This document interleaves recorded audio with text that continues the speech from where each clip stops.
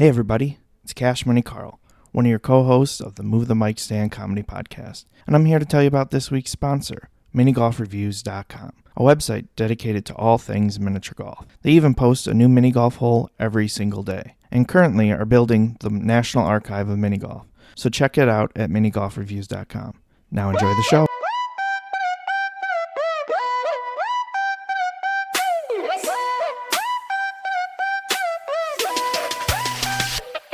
Yo, welcome to the stage. The mic is set to rise. Dean and Cash, shining bright beneath the skies. Topics flying high, thoughts collide like sparks. Move the mic stand, light it up, ignite the hearts. Soon it'll break it down, bring the real to you. Conversations that unfold, always something new. Can't stop, won't stop, we'll keep it flowing strong. Move the mic stand, join us where you belong. Hustle and flow, the vibe's always lit. Tune into the magic, we'll never quit. They talk about life, hustles, dreams that we all chase. Dropping knowledge like it's gold, never slow down the pace. From money moves to mental goals, they keep it tight. In this podcast, about to living life, it's all in sight. Every episode's a journey, taken with a twist. With Dean and Cash speak, you don't wanna miss. Can't stop, won't stop, we'll keep the flow strong. Move the mic stand, join us where you belong. Hustle and flow, the vibe's always lit. Tune into the magic, we'll never quit. So grab your headphones, let's ride the wave. Dean and Cash at the mic, we're here to say it.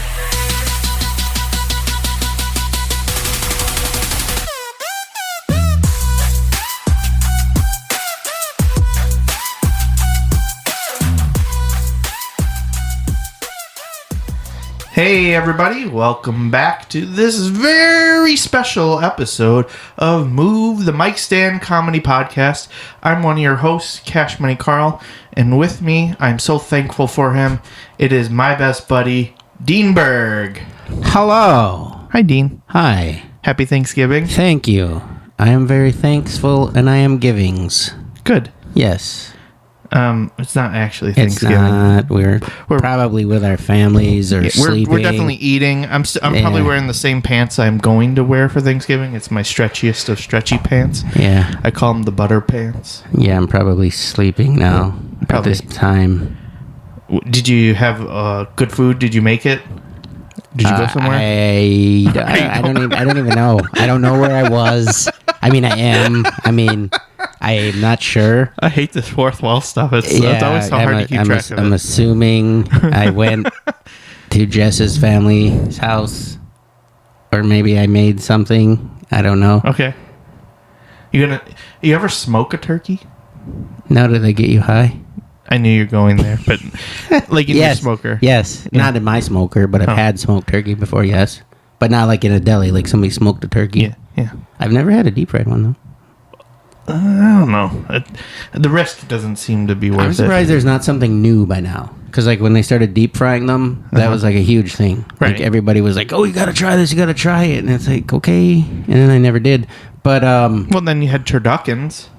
Yeah. That was a weird, quirky, oh, look at me, how whimsical I am with stuffing things. Yeah, stuffing things, bird inside a bird inside a bird. Mm-hmm. Can you imagine, like, will birds actually think of that? Like, if they see that happening?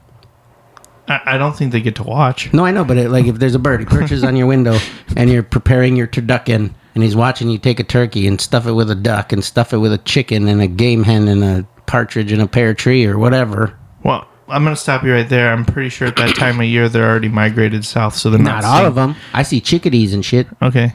Well... Chickadee. Do you think a chickadee is informing the rest of the bird community? Yeah, and they all think he's crazy. Yeah, and he goes, you guys, and they just think he's a conspiracy theorist. And they're like, this monstrosity was created, and they're like, shut up, Gary. They're like, dude, stop watching scary movies at night. And they think it's like just some kind of sort of Frankenstein thing. Yeah, bird Frankenstein. Frankenstein's monster. Frankenstein. Yeah. Yeah, I don't know, but I'm surprised there's not anything new. Like what's what's trendy? I mean, air fryer turkey. Maybe that's the next thing. But I mean, that happens. I'm thinking more of like sous vide turkey or whatever they call that. Sous vide. Sous vide, yeah. Sous vide turkey. That sounds like it'd be gross, though. Put it in a bag and then you boil it in the bag. Is that how that works? Yeah, and you keep it at like an ambient temperature or something like that or whatever. Ooh. I think that would be gross, though, That'd honestly. give you the shits. Well, no, it's supposed to be like the best even cook, but I feel like it would be disgusting because what's the great thing about a Thanksgiving turkey? It's like coccyx. no, but maybe that's the second best thing. It's that crispy skin, the golden brown skin on the outside. You don't get turkeys even have coccyx? Hey Jody, can you? Oh, she's not here. Fact check that for us. Yeah, check if turkeys have coccyx. Yeah, it's like that little flappy thing that's right there, like right by the opening where you stuff it. It's like a little flap. This is like not like the tail thing. Yeah, the little tail thing that. Maybe. I don't know if that's a coccyx. To be honest, I don't really stuff a turkey when we make a turkey. I don't either because it's gross. It's a food safety nightmare. You need to cook it separate. You need to cook it separate. And it's gross. I mean, people do it, and if for the stuffing to be done, the turkey's got to be dry. Wait, I thought I just recently heard that we have this all wrong. That stuffing is not what actually goes on the bird. It's dressing if it goes on the bird. Or no, maybe I'm wrong. Maybe it's the other dressing way. If it's not in the bird. But the stovetop stuffing. Right, that's what they call it. But it's technically a dressing. That's where this is coming from. So it's just misleading. But I don't like it. Anytime I've ever had it it was in the bird, it just didn't taste good. It was mushy. It was like pasty. It's got didn't have good flavor. Coagulated turkey juice. ass, whatever that is. Yeah, just put sticks of butter in there and call it a day. I like to cook my turkey in a bag. In a bag? In an oven roasted bag thing. Nice. You know, you buy those. Those are good. I like to do it. Turns out perfect almost every time. Well, I mean, I think we've always just done just straight up the turkey in the oven, put some... Baste it. Put a couple sticks of butter on the inside, so... Yeah, and that's a nice thing with the bag is you don't have to baste it. The bag bastes it. Sure. But how do you like season it with the bag and all that? Is it just... You don't really... Don't have to. I mean, you can... But you don't have to. Yeah, I guess I'm not as into that then. But I am. Turns out great. Super moist. Mm-hmm. It's very moist. Flavorful. Yes, very juicy. What about the skin, though? Is it crispy? Yes. Okay. Yes. All right, we'll look into the bag turkey. It's so... You just buy like one of those... if you have a roaster big enough, if you don't, you just buy one of those aluminum foil trays that you can just dispose of. We're getting a new roaster pan because you put it right in there. Yeah. And then you put the bag in there, and you gotta put some flour in the bag, and you shake it so it coats the bag. Okay. I think that prevents it from sticking to the turkey or blowing up or something. I don't know. Okay. And then you put the turkey in there, and then you seal the bag up. It comes with a little tie thing that you just zip it shut, and then you cook it for however many minutes per pound. You take it out. Well, you gotta poke a couple holes in the bag. And then you take it out, and then you just peel the bag back. You cut it. You put it on your platter, and has to be a platter, and serve it up. All right, I'll look into it. I mean, you can season it if you want to, but you really don't need to. It like cooks it like wonderfully. That's how I like to do it. All right, I'll have to look into it. Do you have a brand? The bags or turkey? Turkey and bag, I guess. I mean, the bags are made by like Hefty or Reynolds Wrap or something. As far as turkey, I don't know. Just whatever's on sale. Kinda. Yeah. I mean, Butterball's cool. Yeah. We have to get a new roasting pan because we have one, but we don't have the roaster part. We don't know where it went. It must have got lost in the move. So. Oh, jeez. Yeah, so we have just the pan. So we're like, I guess it's time to upgrade. It was like a cheap one from many, many moons ago. So yeah, the turkey today was delicious, and so was the cranberries and the stuffing and the dressing. Cranberries or cranberry sauce?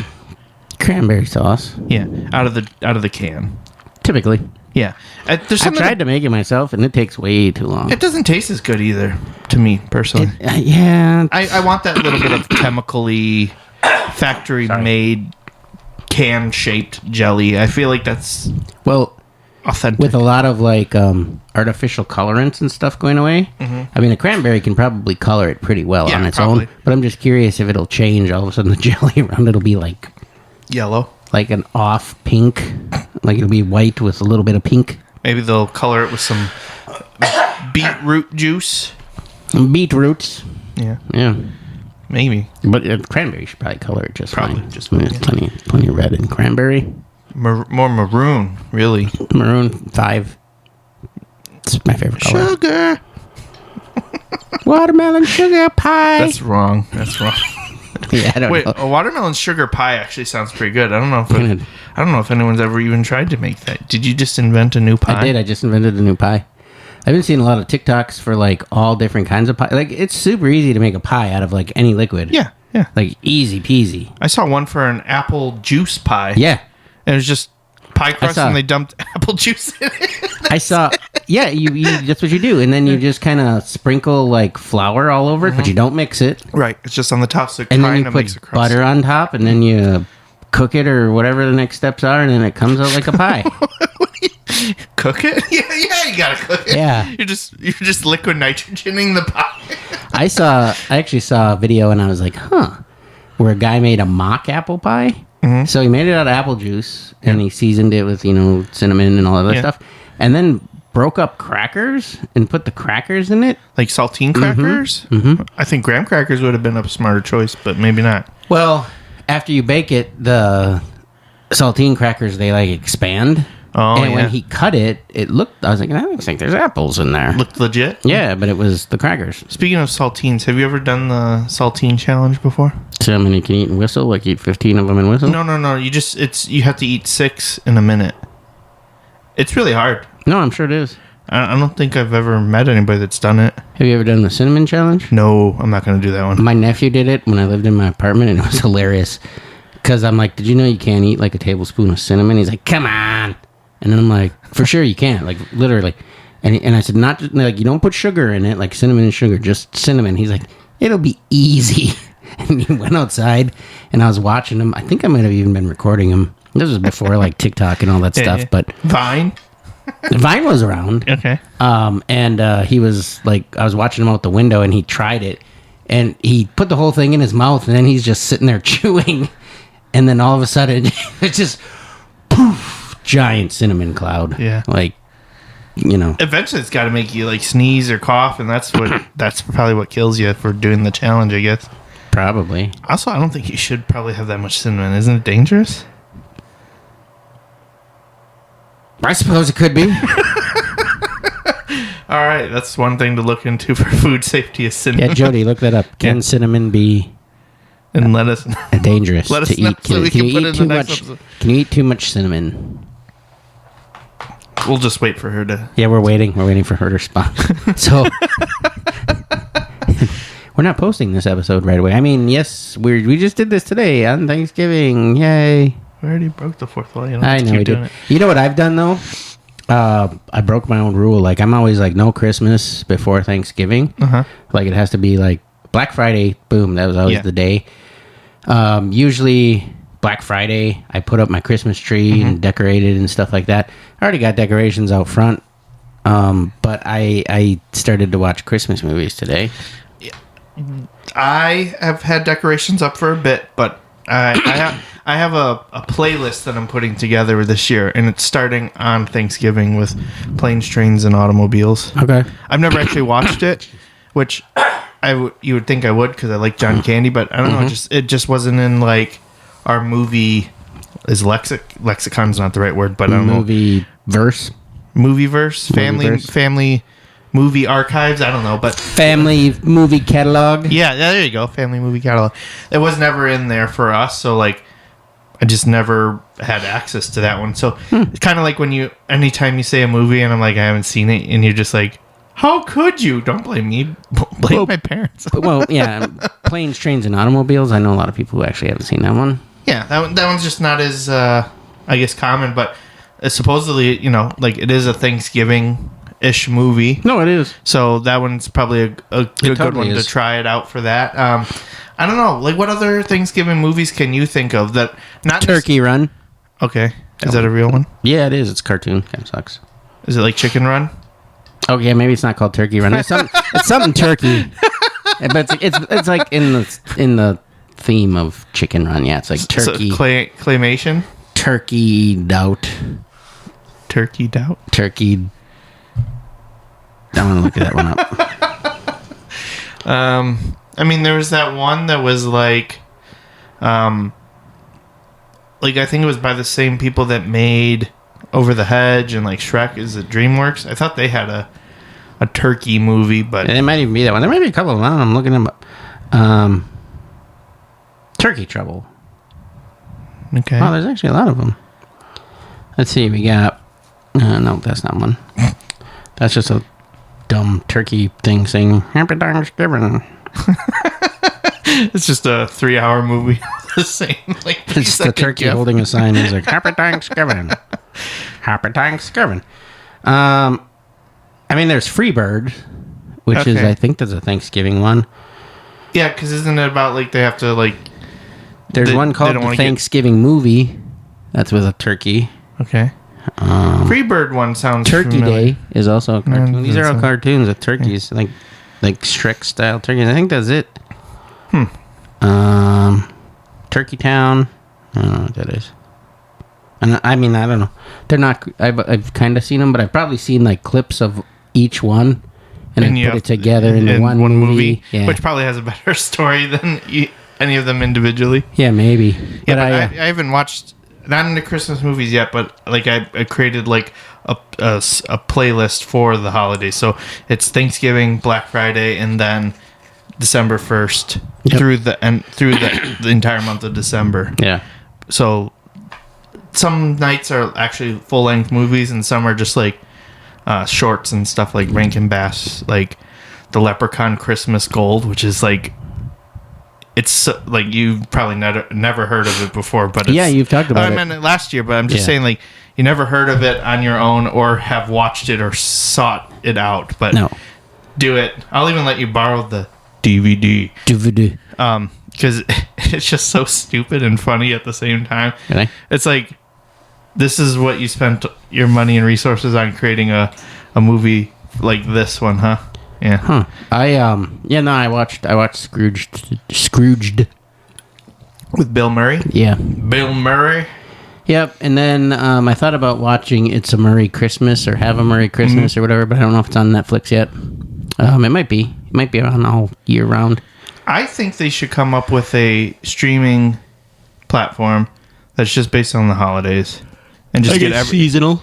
Yeah, and just get everything on there. I'd pay good money to do that. Like, I don't know, you charge $100, $200 for the season, and it's got everything on there. The entire season, so like for Christmas, just $200. Yeah, I don't know, maybe more, maybe more. I was like, maybe if that was the whole year, and well, then it gives you every holiday. Well, I'm just saying because then I feel like that's not maybe expensive enough, but like for them to want to do that, right? Because you have to buy all the licensing and rights to everything, but. At the same time, I would cancel all my other streaming services just to do that for the holidays because I don't need to watch the other stuff. I almost watched Uncle Nick. I talked about that last year around Christmas time. Uncle Nick. With Brian Posehn. Oh, sure. Okay. It's very dark, but it's a really good one. Like, I don't know if a lot of people haven't seen it. You really have to like kind of, I don't know, like you don't have to pay attention, but. I'm sure that's what Brian Posehn really was. You don't have to like pay attention, but like he's comparing it to like Nickel Beer Night at the first one that they did at like Dodger Stadium or Yankee Stadium or wherever, and he's comparing each section of visiting his family for Christmas with like things that happen, and it's good. I like it. All right, it's not like a cheerful yay Christmas. I mean, nobody dies or anything. Or anything like that. It's not like that kind of dark, but it's just real. It's not the everybody warm wishes and gift exchanges and things like that so much. It's more of just like the fighting and bickering probably. It's like that, and like his brother married some rich older lady. She's not old, but she's older than he is. So that's a weird dynamic already. And then her daughter is there, and she's all scandalous and whatever. And then, so like a Christmas version of Step Brothers? No, not really. It's good. I like it. It's one of my favorite ones to watch. I talked about that last year around this time. Do you have it on DVD? Oh wait, I think I have it. I might have it on Blu-ray actually. So we should do a DVD swap? Yeah, I'll have to look. All right, I'll do a DVD swap. We'll do that. I think it's at my other house. I know I have it on Amazon. Because he's got Prime. like 6 houses. I don't. He's a real estate mogul. No. Oh, so you could say I'm soliciting a prostitute on last week's episode, but I say you're a real estate mogul, and you're like, shut up! We're shutting this down. You can't say that. No, you can't say that. Oh, that's great. What was the other? Oh, but still, National Lampoon's Christmas Vacation. I gotta be like in a place like a very Christmassy place. Not like the whole movie isn't like super duper duper Christmassy. It's not like It's a Wonderful Life. I mean, it's like what we just said. It's like the whole the family dynamic. It's all the stuff that you don't really want to talk about. Well, and it's not even that. It's like I'll turn it on and just the stupid opening.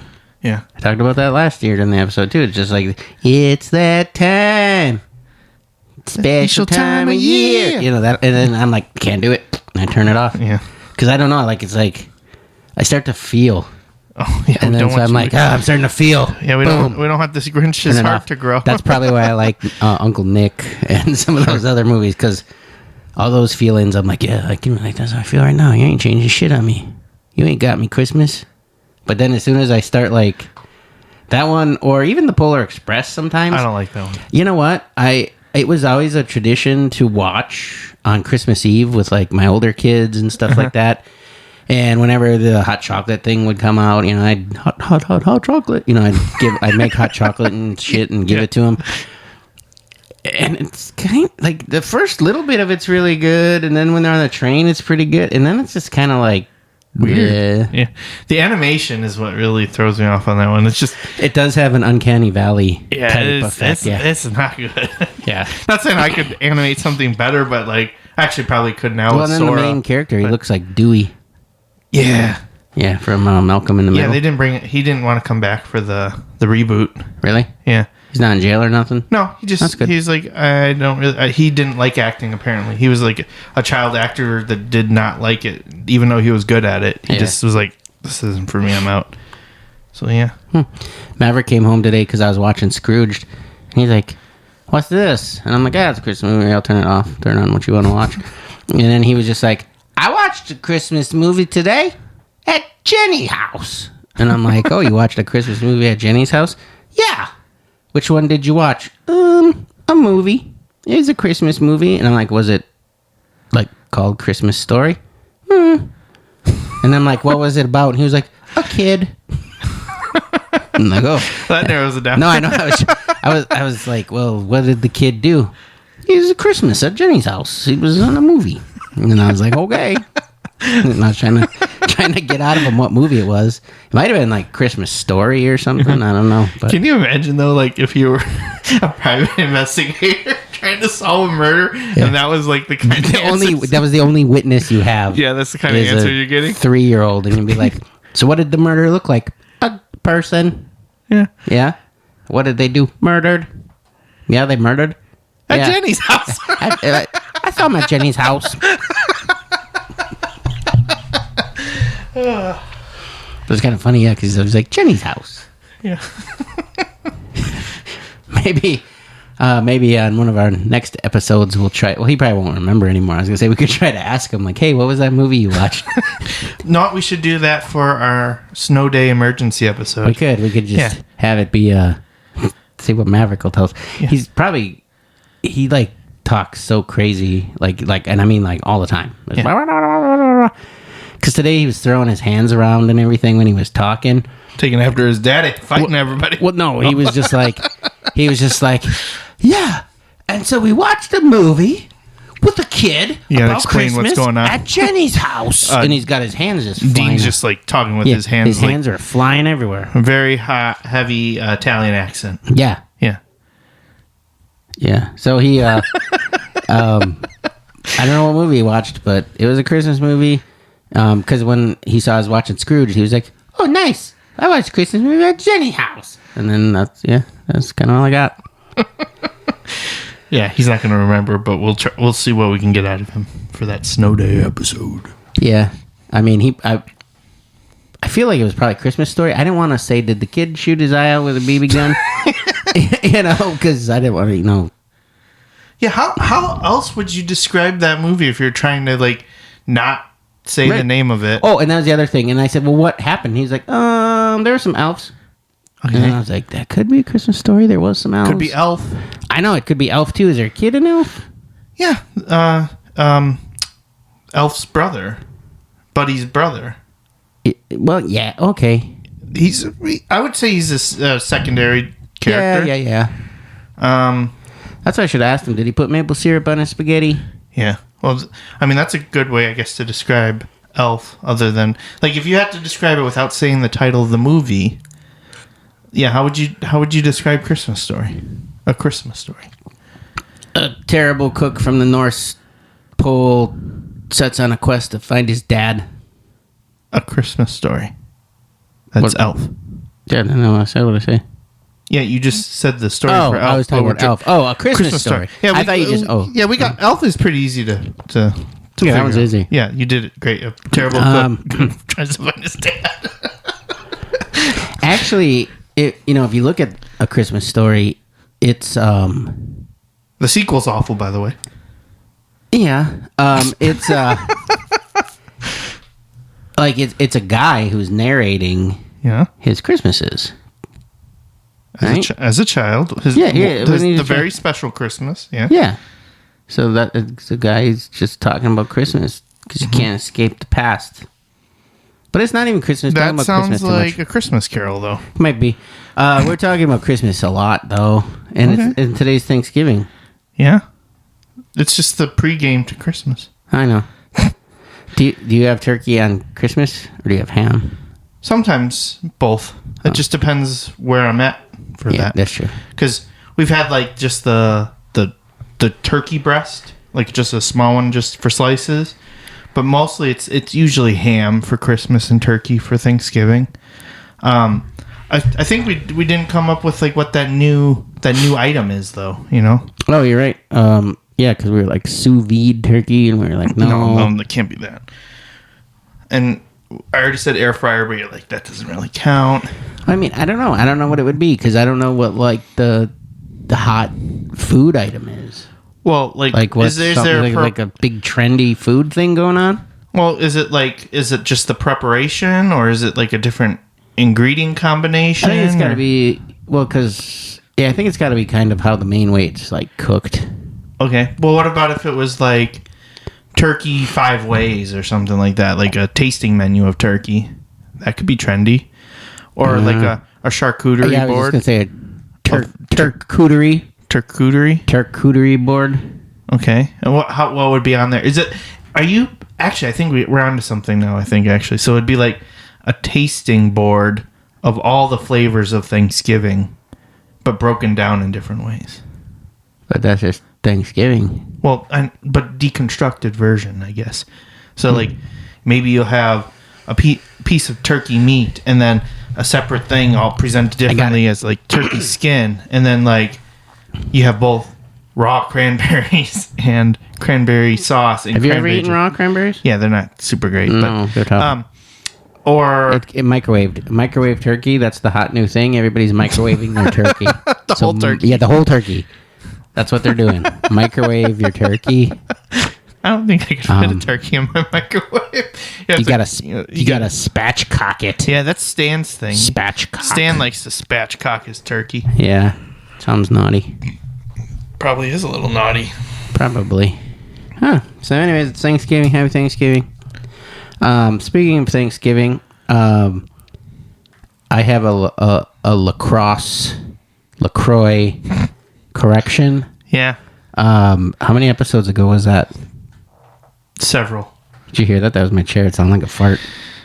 I'll do it again. See, anytime you ever get blamed for something that sounds like a fart, if you can't replicate then it was a fart. It doesn't matter. Yeah. It doesn't matter what it was. Oh, it's my shoe. Well, do it again then. Yeah, and it's just like... No, that wasn't it. So what I found out just by scrolling through the TikToks is because I saw that TikTok. It wasn't even like the time of year to do this type of thing, But there was a TikTok where the guy who owns or runs LaCroix water, which is fuzzy water. Yeah. Yeah, it's terrible. Static water. He said like everybody's been pronouncing it wrong. It's actually lacrosse. Because that's a cross. The X is like a cross, so it's actually lacrosse where it was founded, La Crosse, Wisconsin. Blah blah blah blah.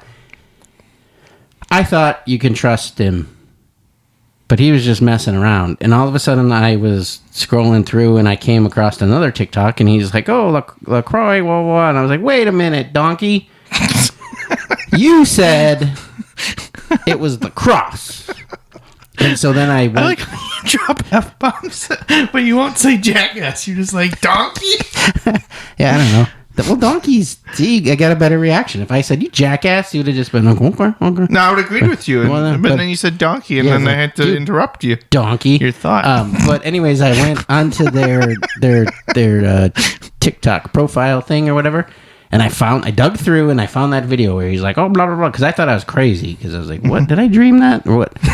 And I found it, and he's there, and he's like, yeah, it's actually called lacrosse, blah, blah, blah, blah, blah. And then I went to the very next video, and the very next video is like, I owe everybody an apology. I was trying to be funny, and it wasn't like April Fool's Day or nothing. Mm-hmm. And he was just, and so he's like, it's actually LaCroix, blah, blah, blah. And I'm like, well, doesn't matter. It still tastes like shit, no matter what you call it. But what a bad move, though. Like, I don't know. Like, because I was like, I talked about you on air and everything. Right. But just like, how is that going to help with your marketing plan? Right? Like,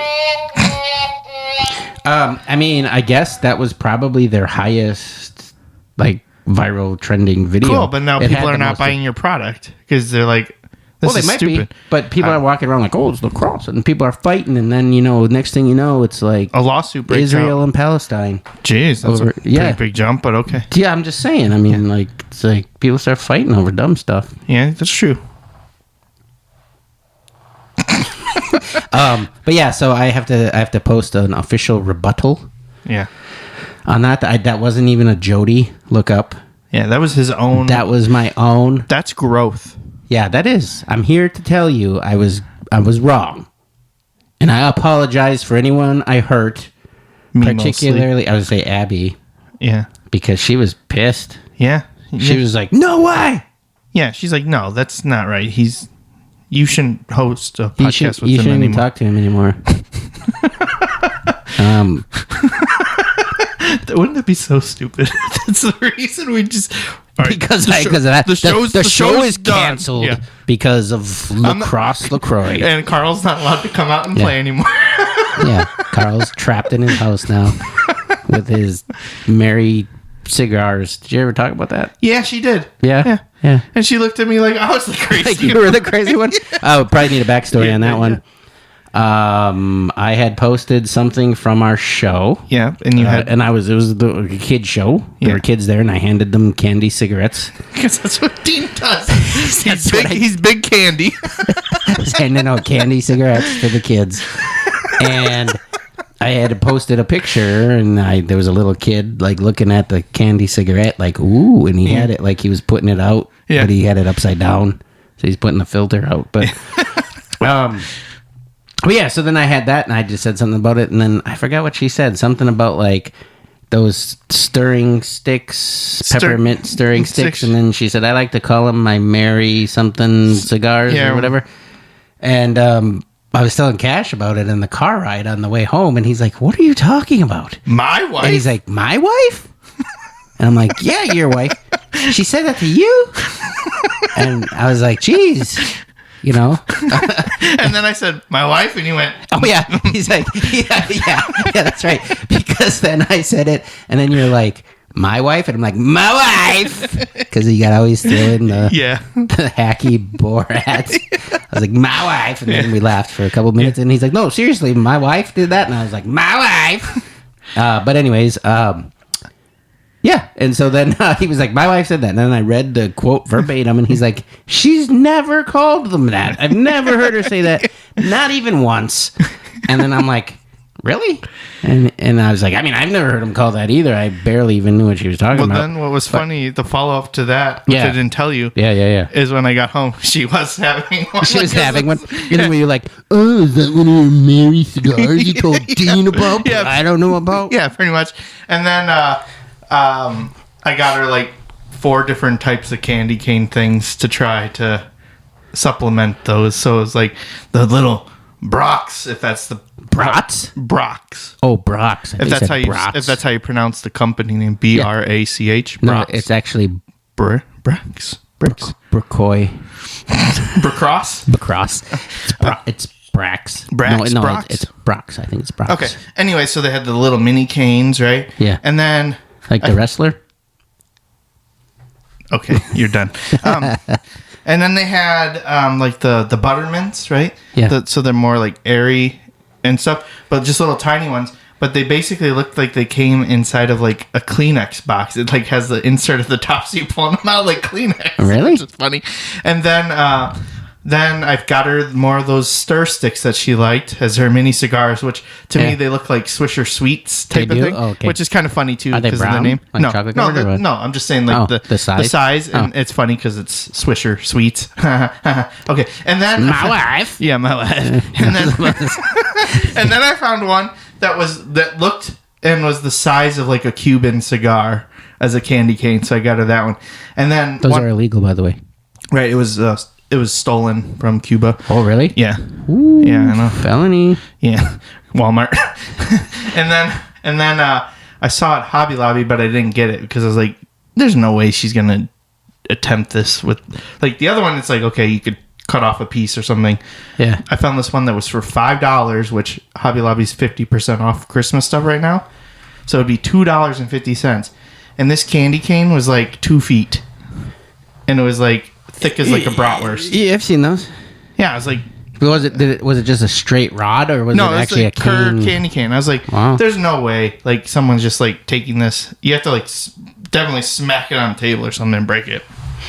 Or what I used to always do with those, turn it into a shiv. Yeah, you just keep eating the one until it turns into a shiv, and then I don't know.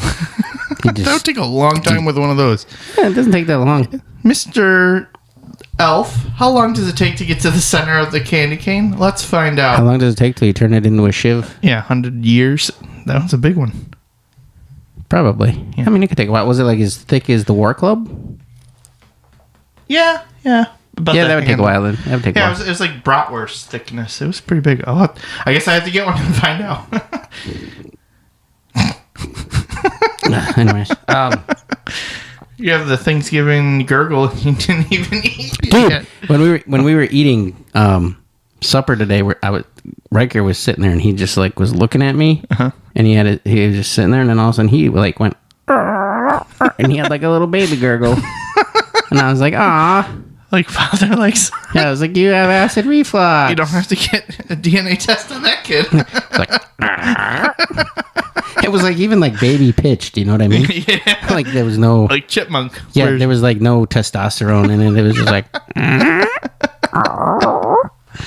I came up with I think maybe $1 million idea, and it's kind of related what you used to do with cheese. What? Do you want to hear it? Yeah. I'm kind of excited to share it because I think it is something. And I don't need credit for the idea. I just want it to happen because I'm tired of wasting cheese. But if it's $1 million, I wouldn't mind that. Okay, fine. Very fine. I'll take it. Well, maybe you have the means to make it happen. Probably. Or at least you can tell me why it wouldn't work. But okay. Every time I'm having like something and I want some like shredded cheese. Yeah. I usually use, maybe a third of the bag or something. Yeah. And then it says on the bag, use within 3 to 5 days of opening. Yeah, or 7. Yeah, but then sometimes I forget about the bag of cheese, and then now it's wasted. Fine. No, it's fine. Well, but I'm just saying, like it. As long as it's not moldy, it's fine. Right. Okay. Well, let's just say it's getting moldy, right? Okay. So I want to reduce wasting of my cheese. Okay. So why can't we have like single serving bags of shredded cheese? I think that would be great. So like one. hold on before you shut it down. Before you shut it down, I'm thinking this is where I'm thinking it applies, right? Like, like those prepackaged salad kits. Yeah, Boom. You got a little bag of cheese. Don't shut it down yet. Don't shut it down yet. No, don't shut it down yet.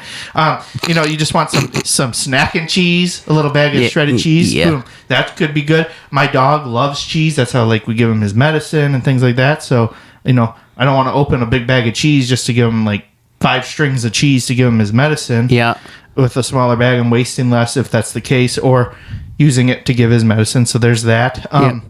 Some recipes I know ask for a whole heaping amount of cheese, like you need those super mega bags. Yep. But then some recipes just want that little bit of sprinkling on top. Yeah. And it could be properly portioned in that single serve bag. Like a portion pack. Yeah. That's because they exist. No, they don't. They do. I looked for them. No, they do. Where? Where do they exist? Buy a salad kit. Okay. And there's one in there. There's a thing of croutons. There's a thing of cheese. I bought... okay, so wait. So can I buy it without buying the salad? Because I don't want to buy the salad because we're talking about food waste here, and I don't want to waste the salad. Can. Where? I've seen them. No. You find me one, and I'll do a public apology. They come in like a strip, and you just rip it off, and it's got... I like that. 2 ounces of cheese in it. Yeah, I like that. Find that for me. I want that. But also, I don't want just one variation of cheese. I don't want just plain mild cheddar. I want the whole gamut of cheese. Like at pizza places, little Parmesan packages. Yeah, they have that. Yeah, but then they go. I'm not counting that. I know. And then they go up certain sizes. I'm trying to remember what I bought. A kit, in the refrigerated section. I don't remember if it was a macaroni and cheese kit or whatever, and it had a little bag in it. Sure, but I don't want it just because I'm buying some other main. I want to just buy those individual bags. Also, could be good for a kid's lunch for school. Yeah. So more appropriate sizing proportion for that. So you want it more just individual single serve. I mean, technically, a regular size bag of cheese could be single serve. But I have seen that, and it has existed. Has is not the word I'm looking for. But it may not have been $1 million idea. I think it is. It would stick around. I think it is because everyone wants less food waste. I think that's a big thing. Well, and if you look you have more packaging. Sure, but they should be working on developing more biodegradable packaging. Edible packaging? Not edible packaging. I have seen have you seen those paper plate? Well, not paper plates, but disposable plates that you would take on a picnic that are made of wheat gluten or something? No. Yeah, and you can put your food on the plate, and when you're done, you eat your plate. Kind of like a bread bowl at Panera. I've never seen it as other than a bread bowl. Yeah, I've never seen it. They have paper air quotes plates that you can eat after. So I'm just saying I want that cheese because I'm tired of wasting cheese. And I like the idea of I could have variety of the cheese. A great example of the size would be those Jack Link's single serve beef jerky packs. When you buy a variety pack. Mm-hmm. That's what I'm looking for. The size for cheese. And I can think of other things that have individual amounts of cheese. If you get a Lunchable, the pizza ones. Mm-hmm. But they're in the container. It's not in a bag or anything. It's just loose in there. It is? Yeah. It's a little plastic pocket. I thought when I got a pizza one, you get the sauce in the little pouch. Yeah, and I thought cheese was in a package too. Cheese is just sitting in the little compartment. That's the word in the tray, and then the crusts of the pizza. Hmm. Did you remember the little red spreader thing to spread the sauce for those? In the when 90s? They used to have them? Yeah, they used to be in remember those? cheese and crackers too. Yeah, and they got rid of them because it was an added cost. Choking hazard too. Oh, it could be that too, but the main thing that they said was an added cost and they didn't want to pay for it. But even when they had that, didn't you just spread it on with your finger? Well, that thing spread for shit. Yeah, but didn't you always just spread with your finger anyway? Or do you just squirt it on there? I just squirt it on there. And you're too sophisticated. Then I put the cheese on top. Did you ever microwave one? What? Yeah.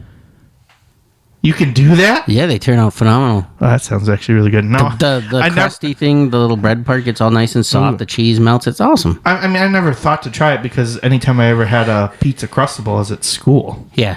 So you didn't have that option. Well, I didn't really like them cold. I'm like, this cold pizza is weird. I like cold pizza. Maybe that's why I like it cold after pizza. it's cooked. But like if I went to like Domino's and they're like, here's your pizza, or Papa Murphy's, and I got a... Wait, why did you just switch from Domino's to Papa Murphy's? Because you can actually take and bake at Papa Murphy's. Sure, Domino's sure. would probably give you an uncooked pizza. Okay. But like you go to Papa Murphy's and you get the pizza, and like if they had like a thin crust one and you just ate it, it's just weird. And that's how the Lunchables kind of are. Sure, yeah. So one day I popped it in the microwave for like 15 seconds. I'm like, this is good. I like them. Are you a pizza bagels or a pizza rolls? I do like them both, but if like one of them was to go away and I could only have one, I'd go like bagel bites. You'd get rid of bagel bites? No, or I'd keep them. You'd keep them. You'd get rid of pizza rolls? I think so. Well, I'd be opposite. I don't... it's really hard because that's a hard one. Because the bagel bites just... They're different. I guess they don't taste like... You get a lot more variety. I can plow through some bagel bites. I can plow through some pizza rolls too. Yeah. But I guess you get a little bit more variety with the pizza roll because you can get all different kinds of things inside of them. The breakfast ones sucked, though. They do. They sucked. It was bad. I didn't really like the Stranger Things ones either. The Stranger Things ones? I didn't see those. Yeah. Were they upside down? They were Hellfire. Like the Hellfire Club. That's probably they were too peppery. Like I was going to say, that's why I didn't see them. It goes back to the hot spicy, peppery thing. But we've been talking about food a lot. Maybe we should talk about aliens. No, it's Thanksgiving. We should be talking about food. But there's aliens on Thanksgiving. Wait, hold on. So, again, you didn't really like say like... You said you can find it. So is that what you're going to do for our next episode? You're going to find me one? The portion pack cheese? Yeah. Yeah. But it can't come from a kit. Like, it can't come from a... I want to know that it's single serve, that you bought it in the grocery store. As is. It used to be fairly common. He's like probably consulting one of his cheese guys right now. No. I am the cheese guy. Yeah. I did see though that I've been liking lately is like more brands are doing cracker cuts of cheese. Yeah. Why you man that? I don't know. Again, I just like that. Man it. I just like that I'm wasting less cheese because if it's like on the block and I have to cut it, I'll cut off some and then I'll forget about it and then it gets the mold on it and then now I'm wasting more cheese, which is a travesty. Not finding anything immediately. Mm-hmm. It did exist though. Well, sure. A bunch of stuff used to exist. Well, because I don't remember who made it. It might have been even Kraft, where they had like it was like in a bigger bag, and then they had littler bags, so you could I like it. Rip them and dump them on whatever. That's what I want. Yeah, it existed. Existed. I want it to exist. Again, you mean? Sure. Yeah. I don't know why they would get rid of it. Give me 3 reasons. Well, trying to get like shredded cheese, and the smaller you make the package, the harder it is. The more cheese you get in the seal, the more mold you're going to get, that sort of thing. Wait. What was that part? More cheese you get in the packaging seal. So when packages have seals on the edges, if you get cheese in that, that's going to let in air, and that's going to mold. So wouldn't that be less mold opportunity in smaller package? You're saying more? Yeah, because the way the cheese packaging machine works, the way it packages cheese, the cheeses fall into the bag. Yeah. In the smaller package opening. you have. Yeah, and it's harder to get in. You can have smaller feeding tubes of cheese. Yeah, you know how hard it is to get cheese to feed through. It's hard to get it to feed through a large tube. But well, maybe there needs to be better manufacturing processes.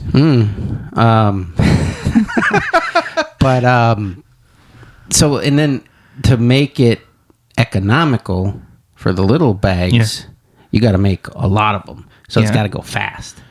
Sure. And so to try to get it fast that's why like Parmesan works great for that. It's dry. It's not sticky. That makes sense. That's why those kind of things. But like when you start to put like a mozzarella or something a little bit more sticky, you get it in the seal. You're going so fast. You have a lot of rejects. And so there's a lot of waste. So you're like worried about product waste, but there's a lot more waste on the line. I get production side. So I'm not saying like I know anything about cheese production, but maybe that's a review of the process. Then maybe there's a way to make it so there's less cheese waste in that setup too. Maybe the setup's wrong because maybe it's like filling like a rack, right? Like a rack of bags rack of cheese bags, cheese bag rack. What do you mean, like a wheel? No, just like, I don't know, like you know those crates that like 2 liters of Pepsi come in, but it'd just be lined up with bags already on it, and boom, it just goes under a waterfall of cheese.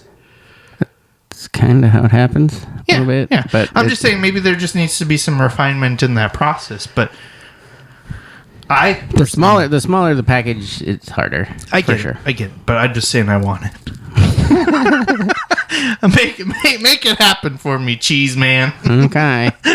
You're like, yeah, okay, that's not happening On a again. retail level, other than putting it in like a salad kit or a pizza kit or a nacho kit or something like that. Well, that's where I think it's great though, because you can do that and sell it to all those companies that have like a salad kit or a mac and cheese kit. Like you're selling it directly like that. That happens now. Yeah, I know. But at the same time too, if that is what's happening, all you just got to do is put your label on it and then just sell it too, like generically too. It's like by itself. Because if I have to buy a salad kit to get a small bag of cheese, I'm throwing out the salad to get the cheese. That's the other part of it is commercial. It needs to be like commercially and available. packaging. There's packaging requirements too. Sure, I get like that. you know, you got to have your ingredients and everything on there, so you can have your big bag that has all your stuff on it, and then your little bags inside they can be blank, but I'd be okay with that. you still have to have some information on those. Yeah, I'd be okay with that. Okay. I mean, it has existed in the past. Yeah, bring it back. Like you want Crystal Pepsi back, don't you? Yes. Yeah, so it's the same thing. But I don't want portion packed Crystal Pepsi. And you don't want little shot. little, you don't like, want those little tiny cans. I don't of want it, like little a shot little glasses. little Crystal tiny Pepsi. thing that you just and take a little hit. Speaking of packaging, this is kind of a big one because I've been seeing the ads for it on everything. Whether I'm listening to something on Spotify or watching something on like Amazon Prime TV or whatever. Capri Sun, they're doing bottles now. Yeah. Like little single serve bottles. Oh, like that. I thought you meant like the I know the big bottles. I think was my idea. I remember talking to a guy at a KFC in Branson, just Missouri. some random guy that was at KFC. Well, so at the time, I don't know if they still do anymore, but I remember we were just picking up some KFC, and they had the bags of lemonade, right? Oh yeah. And it made me think like, man, they really should do something like, because it was like a giant Capri Sun. Yeah, because it was like a pitcher bag, so you could like put it in a container and like then the old bagged milk at Quick Trip. Yeah, and have a little spigot. It had a little spigot on there, so you could and then get your own little Dixie cup or whatever of the lemonade. But I was waiting in line. I was like, man, they should really do that with Capri Sun for kids, because how great would that be for like you're hosting a party for kids and just have like a gallon or 5 gallon thing of Capri Sun, and you just let them pour their own drink. Yeah, and the only thing that disappoints me about them in the bottles, and the big bottles, is they only have like fruit punch. That's the best flavor anyway. And Strawberry kiwi probably. Maybe, but they don't have like Pacific Cooler. I know that's like their like iconic one, but yeah, fruit punch is best. So.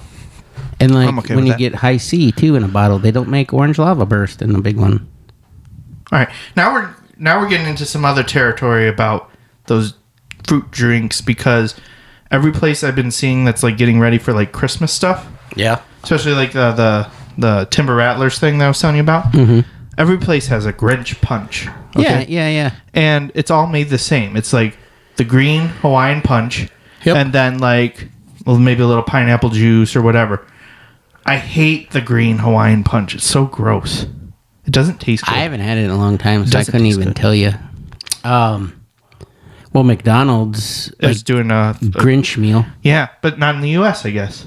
I don't know, because I've heard like it's coming in December, but right now it's in Australia. Yeah, I don't think it's coming to the U.S. because I saw an ad for it on Facebook, Yeah. and the hint to me, at least, is the French fries said McShakies, Oh. like the shakers, shaky fries. Well, because it's like there's You like pour a dill chicken pickle. chicken Big Mac.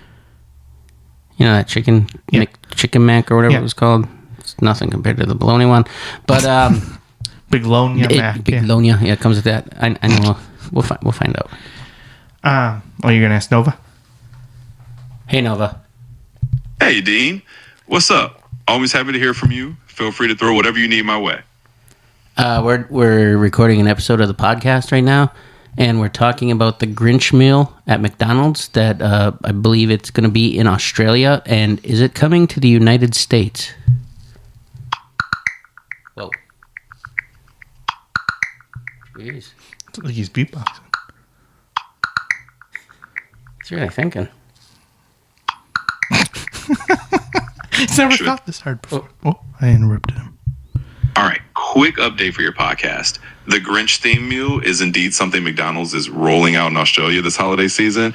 As of right now, it doesn't look like there's any official word on a U.S. release, so it might just be an Aussie exclusive for the moment. But hey, if it does make its way over here, I'll let you know.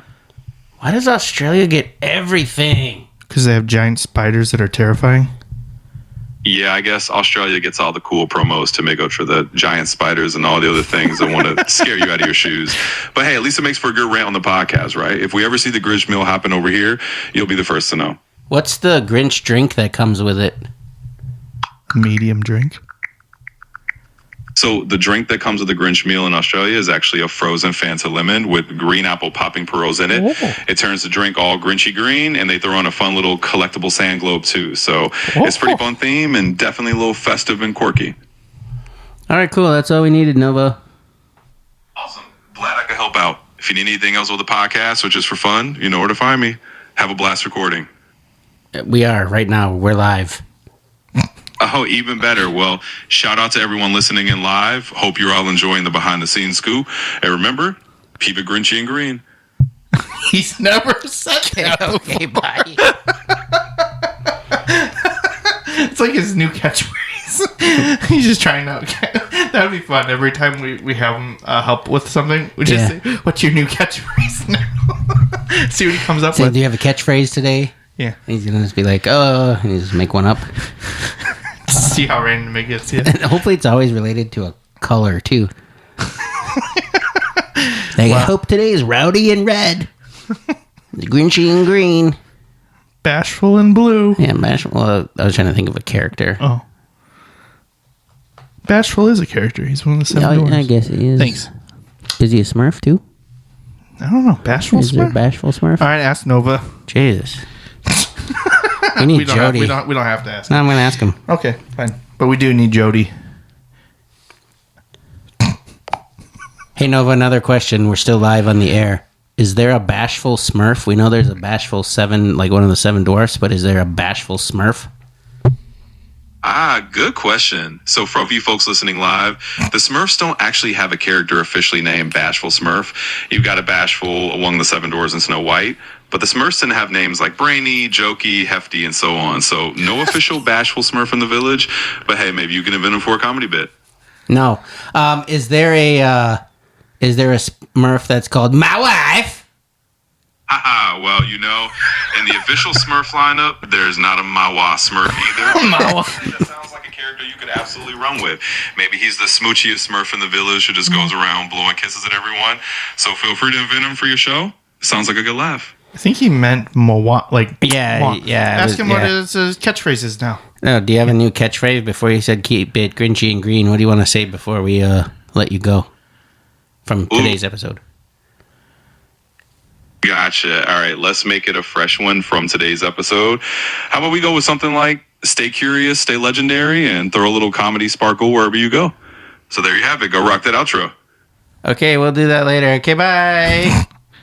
Did he just tell us to shut up and wrap it up? I don't know what he said, but that was cheesy. I didn't like it. It was lame. Sometimes he's spot on. He's cool with stuff sometimes, and other times he's just like, I think he was nervous because he's on the air. Maybe. But I mean, again, that's a good point of like, AI is not like ready for everything. Oh, no. But again, like it's great for ideas, concepts, and a little bit of fact checking. But like even then, like I couldn't 100% trust him. No. like do I have to still look this up to see if it's right? No, right. What do you mean Bashful is one of the seven dwarfs? Well, then when we were talking about like the Grinch thing, he's like, and maybe you could use it with the scary spiders. You could use it for one of your comedy bits. And I was like, no. Nope, now you have to do it. You have to do it for the next open mic. No, not at all. Yeah, no. You have to do an Australian accent. No, there's enough of that stuff kind of going on. Yeah. Right now. People, You're right. You're right. No. Anyways, speaking of Grinch, maybe he's an alien, so I'm using that as Man, you really want to push the alien stuff right now. What it is so I saw another cool alien thing. It's not 3i Atlas related, I don't think. Maybe it is. Maybe it's a probe from 3i Atlas. But this guy was like supposedly he was in like Arizona, New Mexico, Nevada, somewhere with a desert, and he saw this rod floating around, and he did something and he made it crash, like he threw something at it or whatever. Well, it wasn't a big rod. It was like maybe like 4 feet long, maybe. That's a pretty big rod. Maybe 5. It was probably about as big as your candy cane you were talking about before. Oh, sure. And I was going to try to segue then, but you were so into it, I didn't. But anyways, it crashed, and somehow he brought it home, and then he was live like on TikTok trying to like drill a hole into it, and he's like, should I drill it? Should I leave it alone? Should I try to crack it open? And he's like looking at the comments, people like, do it.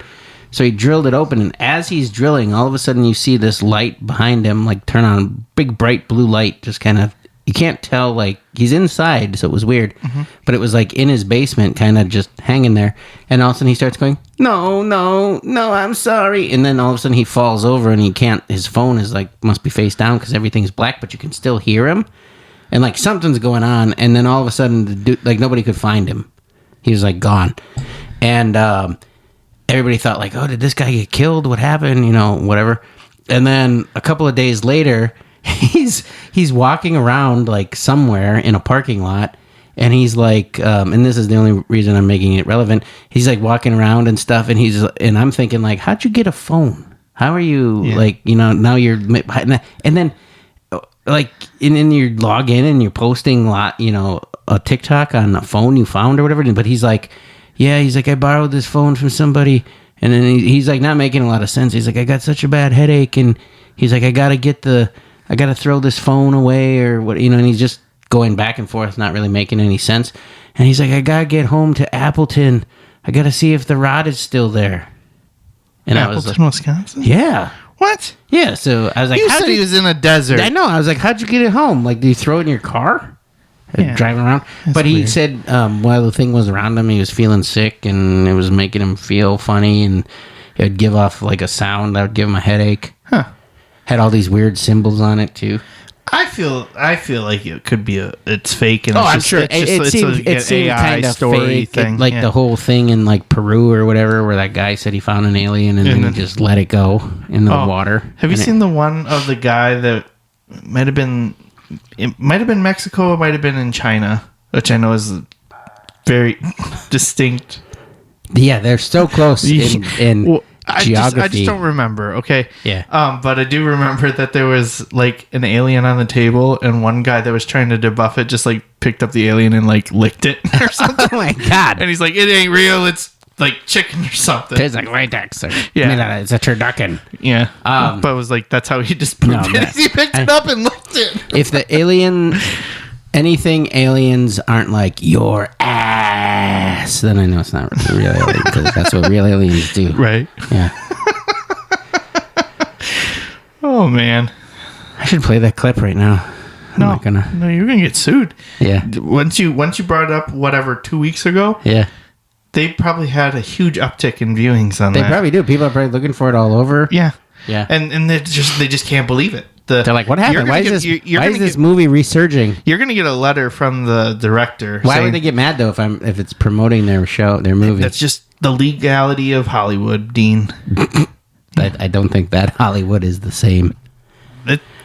It's the after hours Hollywood. I don't know, Hollywood after dark. But yeah, Hollywood in the alleyway. But yeah, no. So I just was like, oh, I should send this to Karl. But then I didn't, because it's actually the first couple of times like I watched it, because he's like drilling into the rod and you see the reflection of the blue light, because he's got at first I was like, that's from his drill, because you know drills have that light. Yeah. And then all of a sudden I was like, wait, no, that's way over there. And then I watched it a couple more times, and then it mildly freaked me out, just because I was like, could you imagine that you're just in your house and they can just come in like that? That's some bullshit. Well, they probably have a tracker on that thing, like an AirTag or something. Oh, yeah, Apple probably. AirTag. Yeah. But it was just like, I'll show it to you later. All All right, I guess. It's just like it's not scary. You don't see anything. Some guy like was looking at it frame Look, by frame. I'm not scared of the actual like alien when we come up talk about these things. I'm more freaked out of like the possibility that like, boom, all of a sudden everything's done. Oh. I like thinking, Dean. I don't want to not think. Well, if we're following the teachings of Bashar, if, Three Eye Atlas probably destroyed the world and we just kept on going because we just jumped into a reality where Earth, it didn't destroy Earth. Right. Yeah. Yeah. I don't like thinking about that, though. No, I know. Anyway. So that was weird. We've been talking about weird shit today. Yeah. Just kind of all kinds of stuff. Last week we were really heavy on the comedy, so I guess this week we're keeping it light. Balancing it out with food and weirdness. Yeah. Did you know I'm a dissectologist now? Like you dissect things? Like aliens and you lick them? No. A dissectologist is a person that puts together jigsaw puzzles. That's such a weird name for somebody that does that. Right?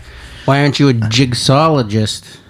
Well, because I'm addicted. I'm a jigsaw junkie. Gigalo. Ooh, that's Jigsaw Jiggalo. I like it. I can run I'm with a that. jigsaw gigalo. I can run with that. Everywhere I go. Can't seem to find one missing piece. Yeah, that's great. Yeah. That seems like the new rich man from Richmond or whatever. So, whatever. Richmond, north of Richmond? Yeah, that's the new version. It's just about jigsaw piece. I forgot about that song. We talked about it last week, but I had forgotten about it. Now I forgot about it again, and now you made me remember it again. Yeah. Well, that's going to have... Because of the fudge rounds. Yeah, what are we going to call this? Jigsaw... We should call the song Jigsaw Junkie. I think we're onto something. Jigsaw Jiggalo. Yeah. Jigsaw Juggalo? No. Gotta paint your face? No. Drink some Faygo while you're working on it? that's the wrong audience. Okay. Jigsaw Jiggalo, then. Yeah. Jigsaw Jigglypuff? No, that's branded. That is branded. I'm either... Pokemon? I'm kind of in between, like, Jigsaw Junkie and Jigsaw Jiggalo. Both could work. We'll just have to play... Junksaw Gigalo. Junksaw Gigalo. No. Oh. I don't even know what junk saw is. No, I just made it up. Is it like a sawzall that doesn't work very well? I was just combining them all. Oh. The one. Nah. But I've been doing a lot of jigsaw puzzles. Helps me relax. I did one during quarantine. It was a bunch of donuts. Uh-huh. And I was working on it, and we lost the middle piece. Just the one little piece in the middle. No idea where it went. It might not have even been in the box. Yeah, and that's frustrating. Like, if I was to complete a puzzle and I was missing a piece, I would be so pissed. I almost went, because I think I bought it at Walgreens. Uh-huh. I almost went to Walgreens to find it and buy another one just to see if it had that piece so I could complete it. Well, that's what's crazy, though, with jigsaw puzzles. Is they're not all the same. They're different. No. Like, if you're missing a piece in your one box, it could be missing in all of them because of the batch of how it makes it. Well, I thought like the pieces aren't all they're not always cut the same. They're supposed to be for like the same puzzle, like it's a grid and it like cuts it on an assembly line. But apparently, because I'm now part of a jigsaw group on Facebook. Yeah, because I'm lame. Jeez. Yeah, I know. It's the gray hairs in my beard. Did you ever see that jigsaw puzzle where a guy took like one of a semi and one of a horse or whatever, and then he combined it? Yeah. Well, that's what I'm saying. Like, they'll use the same patterns for puzzles, and then they'll just cut them on the line. Well, sometimes the piece might get stuck on, like, when it drops off the conveyor, it might get caught up in there. So sure. You could be missing... like cheese, trying to put it in a small portion pack. If that happens in a big box, Karl, for a jigsaw puzzle, weight control probably really hard too. But anyway, it is really hard. Now you're just hurting my feelings. It is really hard. So anyways, back to being a juggalo or whatever. But yeah, they'll cut all the pieces together. But sometimes if they're trying to do a batch process, you might be missing the same piece in every box. Like that's been forever, every single box. Well, that's been a common thing. Apparently, there's this like one like Nickelodeon 90s tunes one that's like a 3,000 piece puzzle, and every single one someone's posted online for it is missing the same exact piece. Really? That's crazy. Yeah, how annoying would that be though? Super. Well, 3,000 piece puzzle is a pretty good time investment. That's probably a couple weeks of a couple hours a day working on it. So imagine doing all that work and finding out you're missing a piece. Oh. Do you have a strategy when you're putting them together? Like you put all the ones that are kind of the same color together, or ones that, the edge pieces are always kind of easy to identify. Yeah. I'm doing just trying some mixed strategies, reading about what other people do online. A couple things like, getting all the edges is usually a good strategy, and then grouping colors, but also piece shapes. So like, you might have one with the 4 knobs on it, right? Yeah. Or ones without 4 knobs, right? So you kind of match pieces together. Yep. But then looking for same colors, patterns, that kind of stuff. I'm trying to figure out how to do like speed puzzles, because like that's apparently a pretty big competition thing. They'll do like a 500 piece puzzle in 40-ish minutes, like 30 to 40 minutes is like the podium placements. Jesus. Which is very fast. Like, that's a couple pieces every second trying to match it in something. So, But when you get a groove, I mean, that's not too hard, but just to starting off would suck. Yeah, for sure. And like, it's kind of interesting, even though like I guess it's kind of the same way like how people watch golf on TV and they're like, oh my God, this is the boringest thing ever. It can be kind of boring, but when you get to when people are getting down to like their last 10 pieces or whatever, and they knocked a piece off the table when they were unboxing or whatever, trying to find that last piece, very entertaining. I can see it now on ESPN 12 Jigsaw Championships. Honestly, it's the New Jersey Juggalos against the New York Nippers. It's usually individual, but I mean there are group ones for puzzle, which personally I would hate doing the group speed puzzle builds because that'd be insane. Well, yeah, because you never know if someone's hoarding a certain piece or whatever that you're trying to find to build. But a big popular thing, I guess, this holiday season is puzzle advent calendars. So So what they'll do is each day they'll give you a section of the puzzle. So it's not like just 20 random pieces from the entire puzzle. It's like, here's 50 pieces for today or whatever. And then you build that grid, and then each day you're continuing building off of it till you get the completed puzzle. I actually recently ordered a puzzle too, like a custom one. Yep. Of a picture I took when we went to visit the Milwaukee Public Museum, because we weren't sure like when they were officially shutting down forever, right? And to go to their new location. So we took a visit for my birthday, and turns out they're actually going to be open all of 2026. So I guess I'll be going again probably at least one more time. Right. What are they going to do with the dinosaur exhibit? Oh, they're moving stuff over to the new one. Like, so a lot of people are like, I want to put it in my yard. You want the big T-Rex? Yeah, you need the Triceratops. Yeah. So I used to stand in that room for hours. Yeah, I mean, it's a great room to be. It's great noise, great ambiance. It kind of smells like might be dinosaurs in there too. But they on a lot of exhibits already now, they have QR codes that say, "Oh, we're going to put this. We know for a fact we're putting this into the new museum." A lot of people are like, "Oh, you can't shut down the museum." A lot of people are very concerned about the old streets of Milwaukee. That's probably the most popular and most unique exhibit at the Milwaukee Public Museum. Mm-hmm. And people are like, you can't shut this down or whatever. Well, guys, they spent like $100-some million on the new museum, and it's already built. Right. They're not going to be just going to leave that there. Yeah, unless you're putting the money where your mouth is, and you're like, hey, don't move it. We'll give you the 300-some million or whatever, because the reason partially that they're moving is the infrastructure of the old museum building is like a tear down. It's not like we can band-aid it, because that's what they've been doing for like the last 20 years. So they're just doing this for infrastructure. They also have a ton of exhibits that haven't been really seen before, like the Smithsonian museums. Like, you go there and there's like 3 floors of exhibits. Yeah.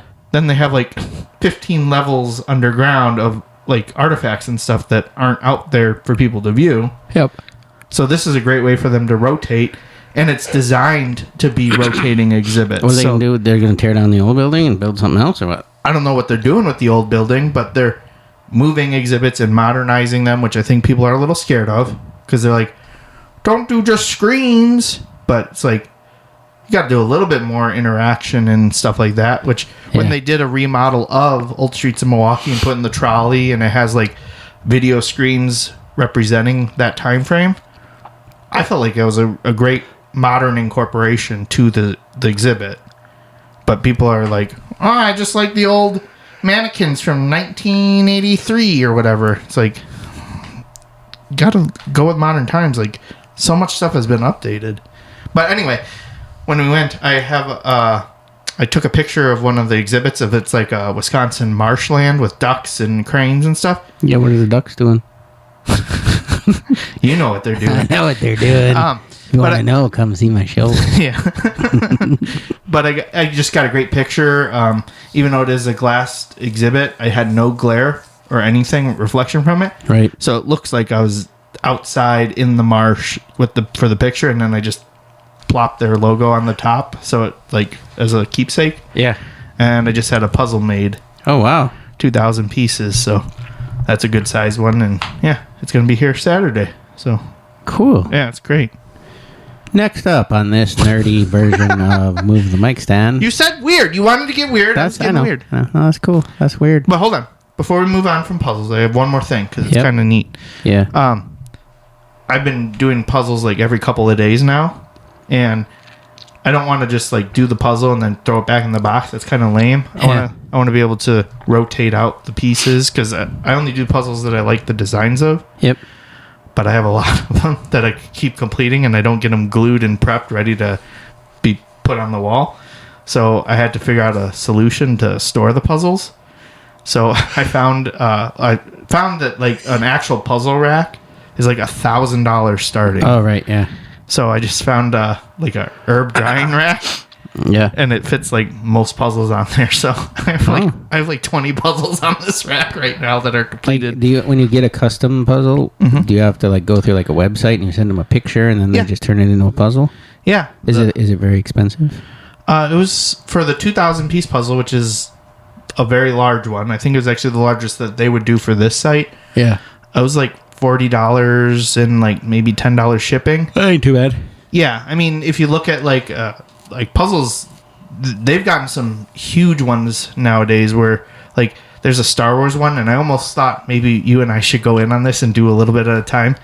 But we'd like have to like take over your garage or something and set up a bunch of tables. It's like 68,000 pieces. Oh my god! This thing would be like, for most people, it's like an entire wall. It would take up once you complete it, and it is in sections. So it could be like, I haven't really looked into the Star Wars one. There's a bunch of these different ones, but it would be like, here's a 2,000, 4,000, whatever piece one that's episode 1, and then another one for episode 2, and they all like link together. Oh, that's cool.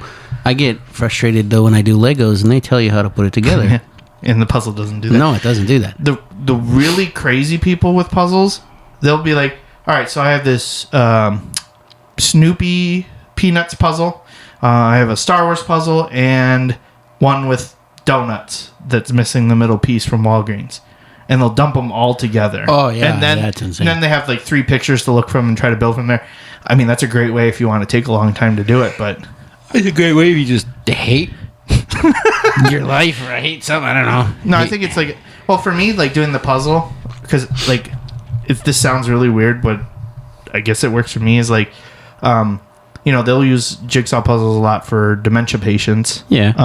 And it's supposed to help, you know, with memory and identifying patterns and stuff. But like, if you don't do, like, you don't drink, you don't do drugs or anything like that, yeah, it does have like a dopamine release that can get you like a high, which is why they have the terminology jigsaw junkies. That's real. Yeah. Wow. If you're like the type of person like I am that likes like accomplishing things, like when you put that piece in and you're creating progress, it releases dopamine. So yeah, I guess I could see that, but like sometimes Maverick will bring up like his Paw Patrol one, and I'm like, no. It's 10 pieces. No, it's too much. No. But yeah, it's a pretty. He's got like a big one that's like the shape The floor of like a bodyboard. It's not super big. It's got like 12 pieces, and he wants to do that one all the time. And I'm like, come on, and like, this is gonna be too easy. And every time he does it, I'm like, where does this go? Who's it? What the hell? And they're like these big pieces. I was just about to say, I should upgrade you to a 50-piecer, but never mind. Yeah, no. I think that the donut one, I think, was 500 or 1,000. I don't know. My sister-in-law used to do, or my brother's wife, depending on if you prefer proper nomenclature.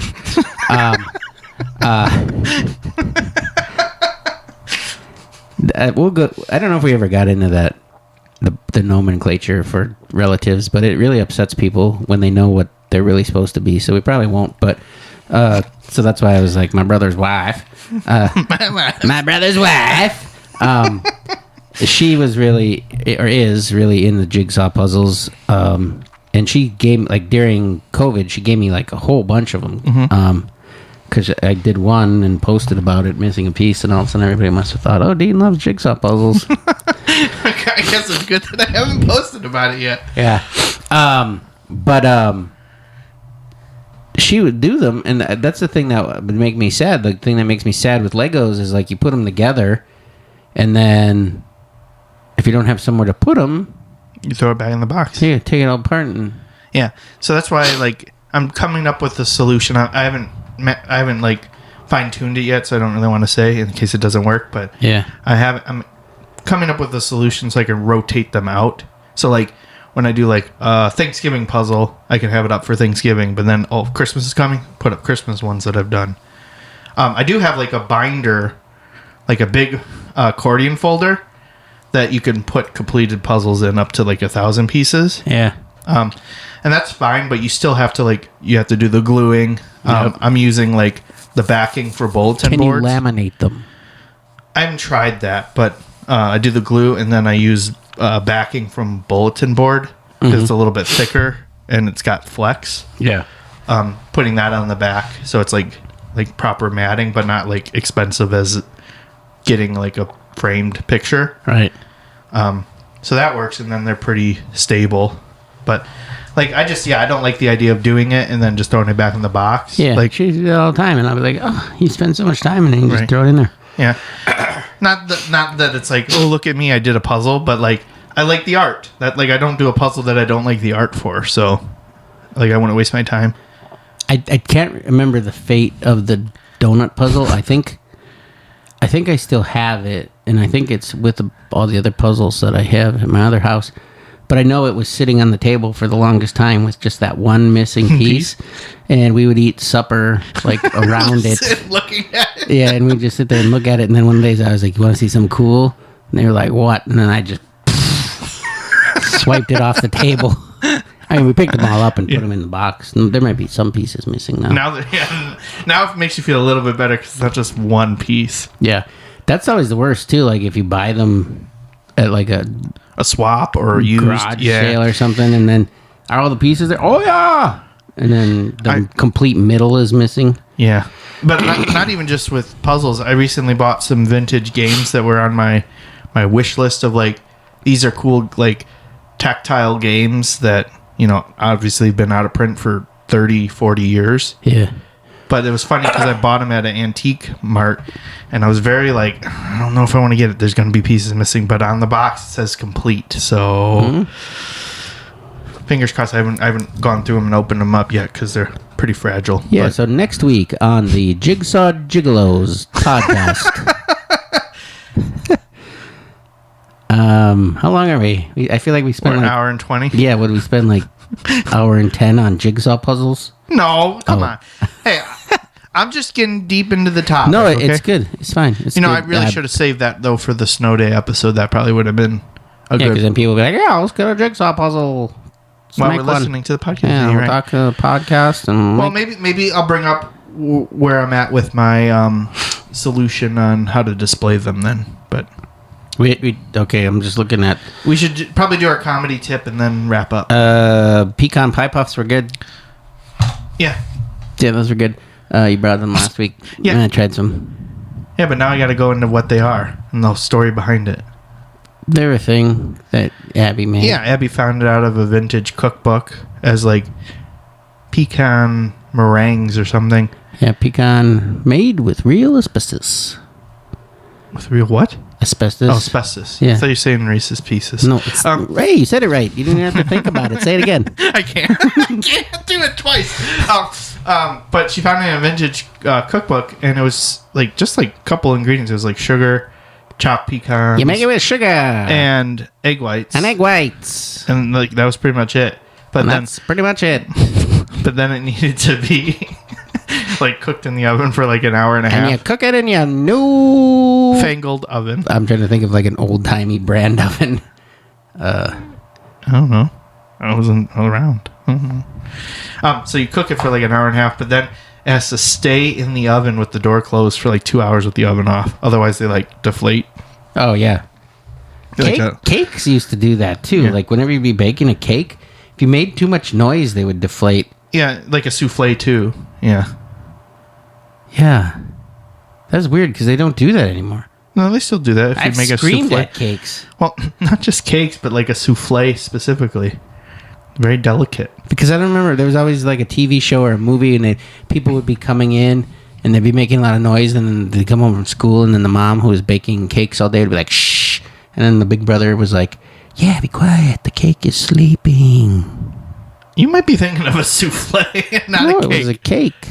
But anyway, I called them the pecan meringues was kind of a lame name, so I wanted to have a fun alliteration name. So pecan pie puffs. I actually thought when I was going to bite it, there was going to have like a caramely in the middle pecan pie center. So one, it does taste like the filling of a pecan pie, which it did, which is great because that's the only part I really like. It melts. Yeah. That's the only thing I really like about a pecan pie. I don't really like the texture of meringues too much, but this one wasn't too much. Like, it wasn't chalky as much. But what I want to try in the next run is do, like, little mini chocolate chips and peanut butter chips, because I like that flavor combination a lot. So, and I think that'd be good with a pecan pie. Was there a water pie recipe in that book? You know, I didn't look through all the recipes, but the fact that you just said water pie, I recently saw that someone made literally a water pie. It was like during the Great Depression or something. Yeah, it's a thing, yeah. Yeah. I would have to look into what that is, but it's literally water.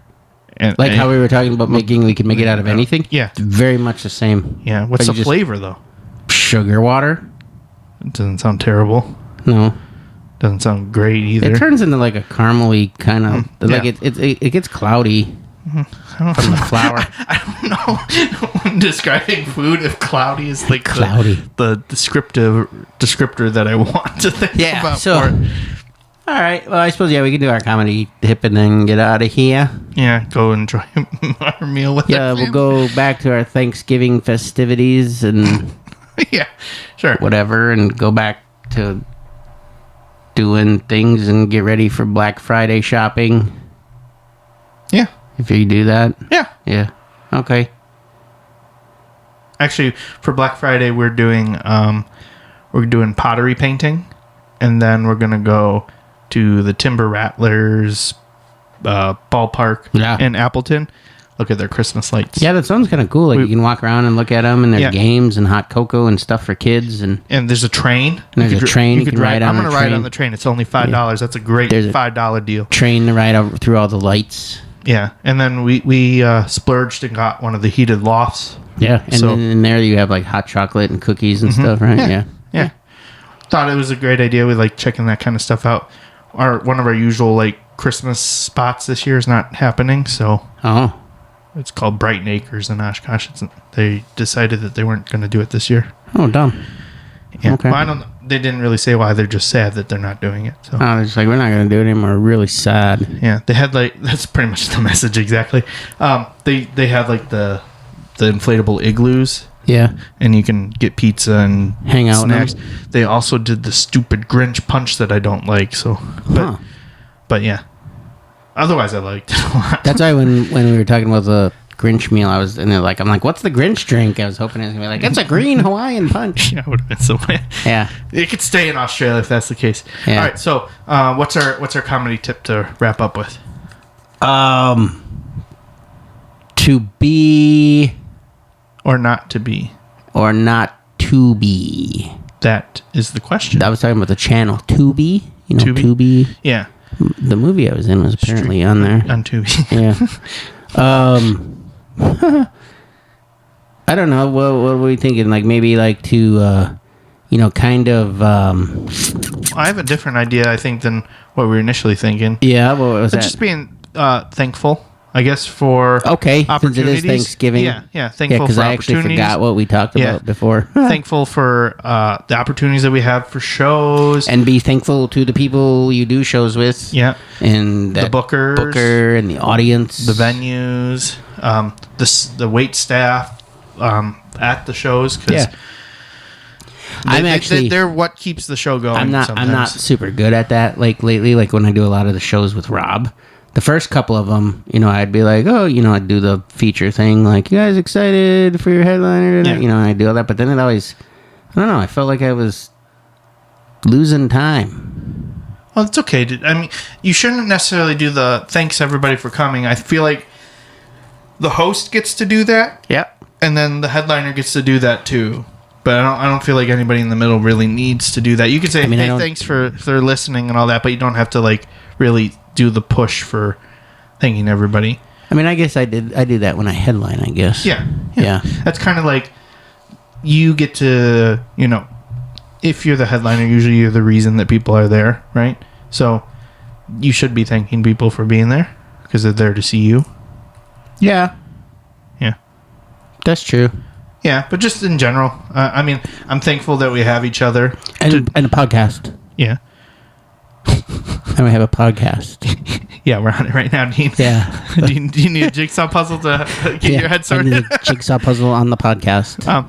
No, but I'm thankful that I have you as my comedy partner because it's that sometimes comedy can be very lonely, even though it can be. Like we're at times we're the funniest people in the room, but then after it's very lonely, especially like the drive home. Even if you do a good job, you're still like the high wears down from making people laugh. When I've done shows where you're not familiar, like you're in a different area, you're not familiar with any of the comics or anything. Like when I went to Palm Springs, I knew nobody, right? Not a single soul.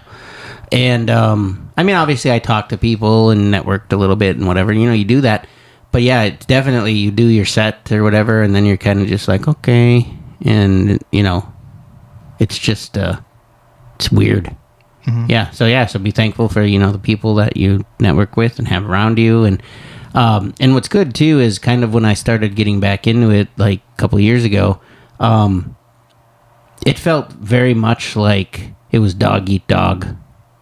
It still feels like that sometimes, but not always. It does. Well, I mean, once you have like we've got our circle of whatever. Yeah, what do we got to come up with a cool name? Winner circle? I don't know. We can circle of trust. We can just call it our friends. Oh, okay, that works. So like, no, we got like friend comics, that we're very close with, and we talk even when we're not at shows. Mm-hmm. And then you have like comics that you're very friendly with when you talk to, but you only talk to them at shows, and stuff like that. But some places don't even have that. It's just like it. And do your time and get off stage. Yeah, it's done. Like, there's no interaction, and that adds to the loneliness part. So so it's always good to have people. Yeah, and I feel like that's why like I try to, when I book shows, like I want you along with me, and Stan's in that group now too. Like I mean, obviously there needs to be variety on shows and stuff, but the fact that I think we do a lot of writing, so we are coming up with new stuff and having different acts is great too. But I do like working with people that I like to work with, because if I'm on a show with someone that maybe we don't get along or whatever, it's boring. I'm just like, well, and it's weird too, because sometimes there's been shows where I didn't know the comics, and they were like, "Hey, you got to drive through my area on the way there. Can you pick me up?" Yeah, that's awkward. And then you're in the car with somebody, and you're like, "Okay," you don't know what to talk about. Yeah. You don't know a lot, and so it's definitely different. Yeah, for sure.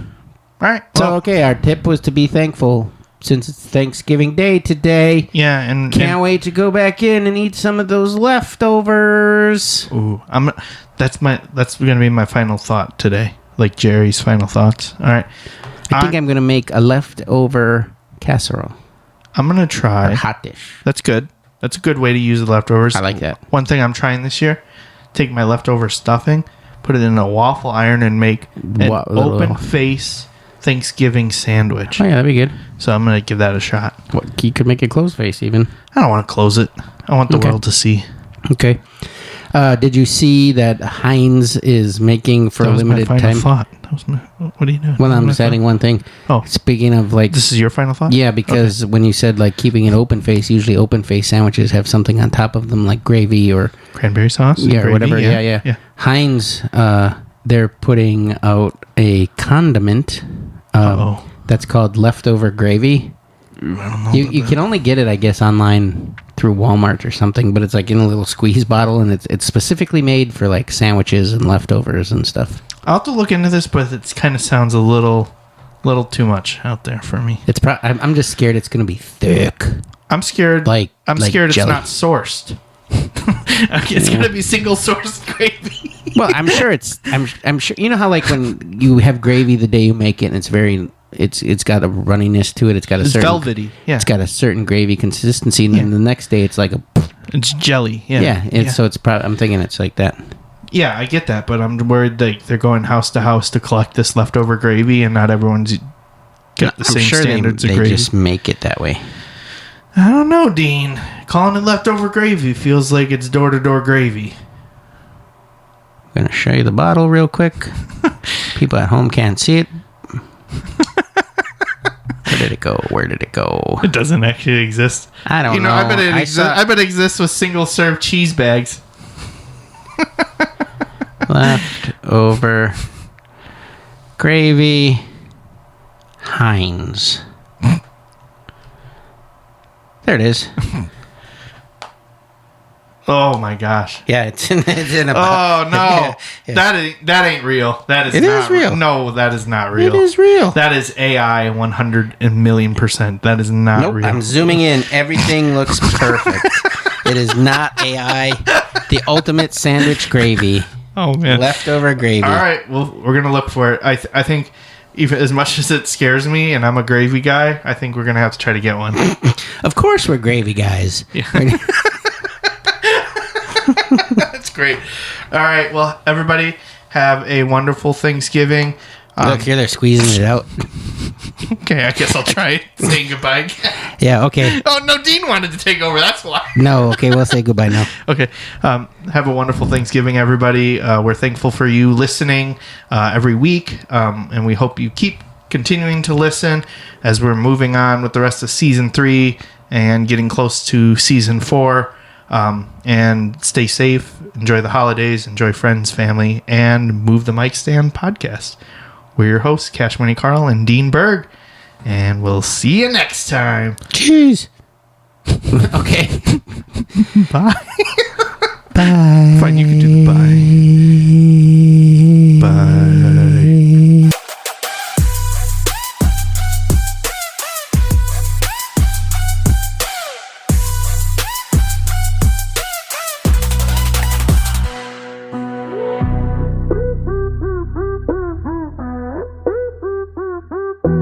Cash Money Karl.